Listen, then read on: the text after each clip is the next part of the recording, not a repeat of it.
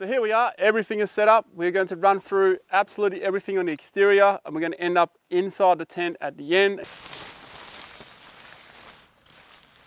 Here we have a 4-person tent. Now keep in mind, 4-people tent, only 2 people camping in it. You'll see when we get inside the tent how much room there really is in a 4-person tent. It's kind of false advertising. If you want to fit 4 people in here, you've got to be pretty damn close. We're pretty good friends, I think. You have to sleep head to toe, head to toe.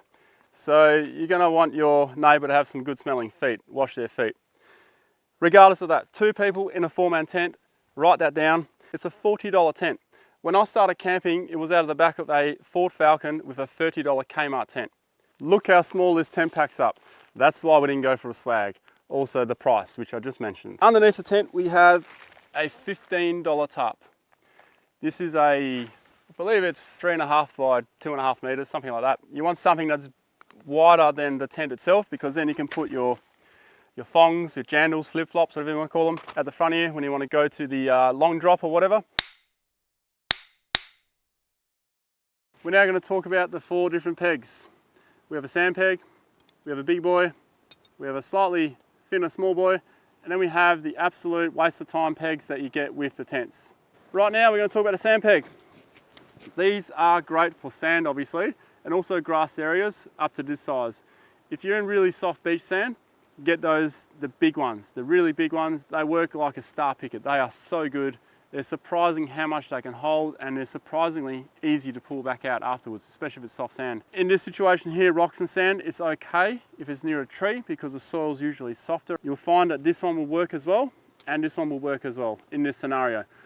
Get 4 of these, 4 of those, and 4 of the smaller ones, then you're set up for every situation, because this tent takes 4 of each. It has 4 corners. What you also need is just your hammer from home. Don't bother with those plastic hammers you get at the camping stores. They are absolutely useless. You can't beat metal on metal. Even with those good plastic sand pegs, metal on plastic works pretty good too. So don't waste your time, or you'll be hammering that bastard in all day. We're now onto the big boys. This is what you want to use in this situation where there's a lot of rock around, the ground is hard. Big ones covered. Your smaller ones, they are okay for most situations. Out here on this hard rocky stuff, no good. I actually bent it putting it in. These are better for lawn, caravan park, stuff like that. That's where you use these ones. And they're quite easy to get out. And they're cheaper. Don't even waste your time with these. These are pathetic. To add to your peg bag, this is why I recommend you get a bag. Get cable ties, zip ties. Chuck them in, because that's how you repair things out in the bush. Gaffer tape. If you've got a ripped hole in your tent, or you've got a tent pole that's broken, gaffer tape or duct tape. That all fits in your bag. It's all in one place. You're sweet to go. Now, if you do break one of these poles here, the quickest fix, cable tie one of your pegs onto there, duct tape around it. If you're strong enough, you can put a little bend in it quite nicely. Most people have no idea how they work. They just tie a bloody granny knot at the bottom. What you do is you pull the bottom bit out like so. That is the bit that you tighten onto your peg. There you go, it's tight. That's all there is to it. So you pull it through there, and that's what makes it tight. Like so. See, it doesn't move now. Triple hole tab with the rope going through. As you can see, it's kind of doing a dance S-bend through it. What these are actually for, that knot stops it from going through this way. So you pull it tight here, and you pull it through the 2 bottom holes. That's where you get this bit of stretch here. And that's how you actually tighten it. And you just drag it tight. That's how it works. See, it's nice and tight now. What camping's all about is having a fire. But guess what? It's fire banned, we can't have a fire. However, I will show you, this is a pretty cool fire grill. It costs 20, 30 bucks, that's it. And I've had this for a long time. And even if they go rusty, you can clean them up. So if you only go camping once or twice a year, mate, just get your grinder disc or your drill with a bit of steel wool on it, and off you go. She's all good. A compact shovel or a spade. If you do have a vehicle mounted spade or shovel, well then you're sorted already. But I like these. These go in the ground a lot easier than your long handle shovels. Then we move on to the bucket. The steel bucket, you can heat your water over a fire, you can heat water for a shower, you can go down to the river, carry water back. The steel bucket is a lot stronger than your plastic bucket, so this is stainless steel, which is even better. This has been used for seawater, and you can see it's only rusting where it's been pop riveted. So pretty good stuff.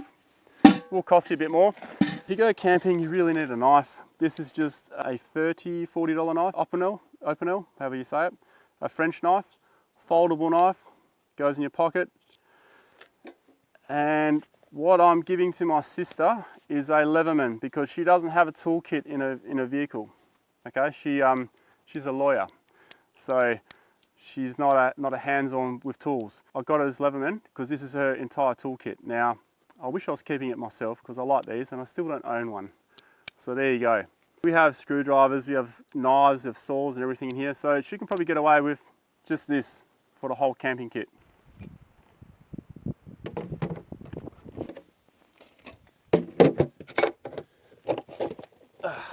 So, chairs and esky. You don't need a fridge to go camping, but you do need an esky. This is a Coleman one, you can use an Engel one, you can use whatever the hell you want. Just make sure that you don't buy a cheap one. This is about a $60 to $80 one, and that's where you need to spend a bit of money. The same with your camping knife and your Leatherman, you need to spend the money to get something decent. Otherwise, those things will fail on you pretty quick. This size esky is about a 30, oh, here we go, there's a tag on it still. It's a 36 litre retro cooler esky. There you go. Sounds like an advertisement. The chair I'm sitting in is the cheapest chair I could find that was comfortable. It only has a 100 kilo weight capacity, so keep in mind you need to get a chair that fits, you know, your weight. And that is why this one's so cheap. It can only hold 100 kilos. I'm on the limit of this chair, but my sister is about half my weight, so this is perfect for her, and her backpacker friend, she's about the same weight. For me, I would go for around about a $50 chair. Comfort does matter. Welcome to the kitchen and the table. Here's one of the reasons why I chose this table. Tables are not cheap, okay? It doesn't matter what you look for, tables are not cheap, even your local hardware. This is a compact one, about the same price as all the other tables, but look how small it packs up to. Most people that camp, if they got a wagon or even a sedan, flat tables, they're a real pain to pack in. So this is one of those compact options. It's the same table that my dad uses. Bit of setting up, but it's not too bad. It's really light as well. We have 2 water containers. And the reason why I've chosen 2 water containers is if one splits, then you have a backup. Go for a big one and a small one. So you top the small one up, and this is the one you carry around and use for whatever you want to use it for, because this one here is a bit annoying to walk around with. So that's your main. This is what you use out of. Down here we have a bucket. This bucket fits all these utensils inside here. So that has that covered. This is where you can do all your dishes, or you can even use the bucket over there that we had at the fire. You can heat that bucket up and do your dishes in there. You can do a lot of things in that bucket.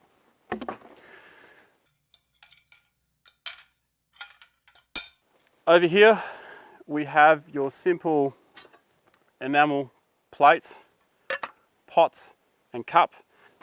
When we talk about cups, definitely get an enamel cup, because you can have a hot coffee, you can have an ice cold rum, pina colada, a beer, Bloody Mary. You can have all kinds of things in these cups. However, if you do drink wine, bring your glass from home, but get one without the stem, because they will break at camp. Don't get the plastic cups. Wine tastes better out of glass. The lowest I could find is $40 for a cooker. These cookers use throwaway gas canisters. On a 2-week trip, if you have 5 of these, you will come home with spare. About 5 for 2 weeks. Here's the frightening thing. I look for a wind deflector. The wind deflector, I can't find any that are lower than $40. So it's the same price as a cooker. So we are going to do what I used to do when I used to use these cookers. You get the lid and you keep it like this where the wind is. Just beware, the heat from that will possibly melt this box a little bit. You may not be able to shut it again. That's what's happened to me a couple of times. And some people watching this, it's probably happened to you as well. but this is the cheapest wind deflector you can get because you already have it. Moving on, when you go pots and pans, I recommend getting cast iron or spun steel. Don't get non-stick. Non-stick out in the bush does not last very long. That way you can use any type of spatula. This one I like because it has a folded handle, and I've got one exactly like this at home. But that's what I recommend. It fits good on here as well. Don't get a pot that's too big for these small lunchbox cookers either. If you have a big pot, then get a bigger burner. What you also need is a billy. This billy acts as your pot. That's all you need. These are about 20 bucks, 15 bucks maybe. You can boil water in it for coffee. You can boil water for soup. You can do noodles in it. You can boil potatoes in it. You can do a lot of things with it, and you can use it on your fire.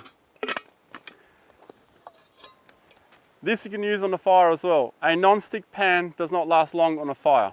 The toaster. Everybody loves toast. Well, most people do. This is a 4-piece toaster. Believe it or not, it fits in this skinny little packet. You can get the single serving toasters, but they're just useless because you can only do one toast at a time. And usually when you're camping, most people want 2 pieces of toast, and usually there's 2 people around. 4 pieces of toast. Doesn't cost much either. Packs flat as well. Always get long tongs because these can be used for the fire as well. You want to move logs in the fire. One thing I forgot to bring were welding gloves. Always bring welding gloves to camping. Not mittens, gloves. Then you can move stuff around with the fire as well. First aid. One thing I will say about camping stores is they do not do a decent first aid kit. First aid kits, you're better off going to your local ambulance sort of stuff that they use. Like for instance in Australia, you've got St. John's. You know that that's going to be good stuff. And then you also do have other brands like this one here. I've forgotten what it's actually called. This one is called, where is the name? Bear with me. Survival.net.au. This is one of my favourite ones. It has everything labelled, so even a stranger who doesn't know your first aid kit and something happened to you, they can open it up and go, all right, well there's the gloves, there's the skin cleaning wipes, here's the wound dressings. You get the picture. I do have another one which I couldn't find before I left this morning for the shoot. So that's, you'll see on your screen right now. That is my second favourite. Very easy to look at. Everything is colour coordinated. It also has my snake bite kit in it. Insect spray and bug repellent. I'm not opening these up because these are for my sister and her backpacker friend. So I'm going to keep them sealed because once you bust that seal and you start using them, they only last, what is it, 14 days, 15 days? Yeah, 2 times 15-day protection. I've tried these out. These actually do work. I prefer these than spraying yourself with Bushman's or what's the other one called, Raid and Aeroguard. I just don't like spraying that crap on me. I've had this for 2 years, in fact. This is the one I use in the Kimberley, sandflies in the Kimberley, and you just change the refills here. They do last a while. They definitely work. Outdoor fogger, probably my favourite choice. If you got flies and stuff in your tent, just give it a whack with this, open up all the vents obviously, and they all perish pretty quick. Even outdoors when you're cooking, you kind of attract all the flies in for a period of time. You hit them with this, it takes at least 20 minutes for the flies to get back up to their maximum capacity again, if you want to look at it that way. Time to show you the lights that I've chosen. All right, I'll start by saying the one on my head is my favourite. I'll get to that. But the most common head torches are these. These came in a 2-pack, which is why I went for them. So it's pretty cheap. So you get like 2 hand torches, because I think everyone at camp should have a hand torch and a head torch. So they've only got 3 functions on these, which is, you know, probably the same as most of them. Pretty cheap combo. AAA batteries, that's the only thing. You have to keep spare batteries on you. And the batteries you generally get with these things are generally quite not so great. The one I got on my head is an eBay torch. This is my favourite torch, $16 torch. So slightly more expensive than this lot here when you consider how much you get. But it's got red light and it's got 3 different levels of bright and dimness. Lantern of choice, one of these that I got with all this stuff here. I've got one myself, which I've had for, I think, nearly 10 years. These are pretty good. So what they are, You probably can't see me now. They're a torch, and they're a lantern, and an anti-bug lantern. Another cool thing on them, they have this little clip. So most tents you'll have a loop inside at the top, which you can actually attach this to, and then you got your lantern above you. What I like about these ones, you have this light. You can't see me, I can just see what's in here. Your eyes need to adjust. This will keep the bugs out and is enough light for you to see what you're doing, and it's pretty good if you wake up in the middle of the night and you need to find your shoes or whatever, then you're not getting blinded like this. I'm going right down to very basic knowledge here. So for us that are frequent campers, we all know that head torches are for when you're cooking. So you stick it on your head and you're looking down like so. That's what your head torch is for. It's mainly for cooking and eating.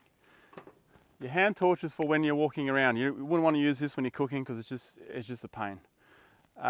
Your lantern is good, but you need it up higher. And even better if you got like an old milk carton, putting it over it, it'll diffuse the light a bit more and spread it out. But you want it a bit higher, and you kind of want it away from your food, because this light will attract bugs and they'll bounce off the light straight into your frying pan where you're cooking your sausages or whatever.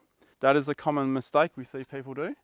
So we may get someone, oh, do you want some sausages? They got some leftover stuff, they got bugs all over them.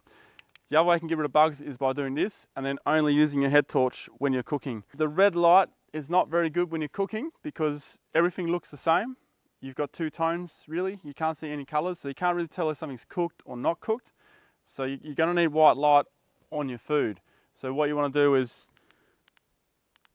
just get that white light on, okay, yeah, and then turn it off so you don't attract bugs because they'll also fly to your face. That's about all I can talk about lights really. Everything else is pretty straightforward. Top of the morning to you. So I slept in here last night on this side, just to show you around. 4-man tent. You can see it's pretty tight in here. Well, for 2 people it's not too bad. And my backpack over here, forgot my pillow, so I was using a towel. This is the other sleeping bag and mattress. So there's 2 of these in here. These are about $100. You can't go cheap on these in self-inflatable mattresses.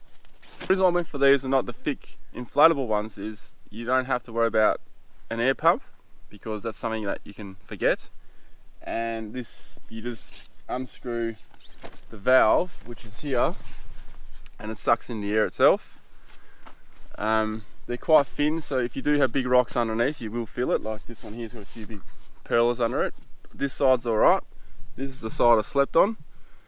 And this sleeping bag here is a plus 10. Where is it? Plus 10 degree sleeping bag, which means that in 10 degree weather, down to 10 degree weather, this sleeping bag is comfortable. Anything below that, you could probably go down to 5 degree, but you won't be comfortable, you'll be a little bit cold. This is a 0 degree, but for Australian conditions, especially in WA, you wouldn't need anything that's warmer than a 0 degree. That's when the price starts going up. So these sleeping bags are about $40, I think. So you can't skimp on your mattress, you can't really skimp on the sleeping bag, but about $40 you can get a good one. And that's about it. For a $40 tent, I was pretty impressed. Didn't flap too much. It's been a while since I've been in a tent cheaper than $50. But yeah, had a good night's sleep. There's probably a couple of things that I've left out, and that is the toilet and the shower. The reason why I've left those things out is because most people at camp will camp somewhere where there is a toilet facility. Showers, you can get like these shower bags. But look, if you want more information on that stuff, I've got other videos on chemical toilets, showers and whatnot. Everything here will fit in this box, as you saw at the beginning, apart from the water containers and the esky and that, of course. But all this can easily fit in the back of even a 2-wheel drive sedan. It can fit in the back of a ute easy, and you still got more space to bring more stuff. Now I've left shelters out because I wanted to make this as basic as possible, but if you want a shelter and you don't have an awning off your vehicle, then you can grab one of those annexes if you can fit it on your car somewhere, on the roof rack or something. But The reason why I left the shelter part out is to keep the cost down, and most people, if they have shelter, they have an awning off the vehicle. Any questions, put them down below, and any suggestions of stuff that you think that I might have left out that you prefer to bring that's not included here, chuck it in the comments below. Now, all the kitchen stuff, I have left out the wooden spoon, the spatula, because I left that at home, and of course the welding gloves as well, which I spoke about. So those kind of personal items and all your soaps and your clothes and all that, that's stuff you're going to bring anyway. So I hope you learned something here. Subscribe over here, patreon.com/RonnieDale, and here's another video down here. Cheers guys.